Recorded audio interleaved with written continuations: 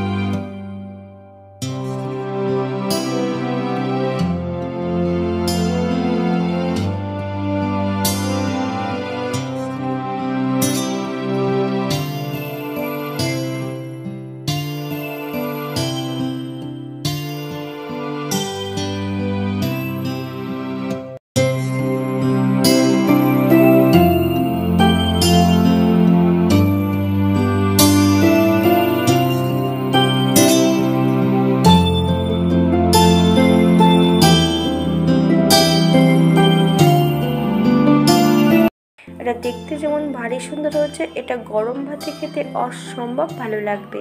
আপনারা বাড়িতে একবার একই পদ্ধতিতে বানিয়ে নেবেন। আজকের ভিডিওটি এই পর্যন্ত। সবাই সুস্থ থাকবেন, ভালো থাকবেন। অন্যদিন নতুন রেসিপি নিয়ে আপনাদের সামনে আবার আমি হাজির হব। হাতে যদি একটু সময় থাকে তাহলে একটা লাইক, কমেন্ট, শেয়ার করবেন।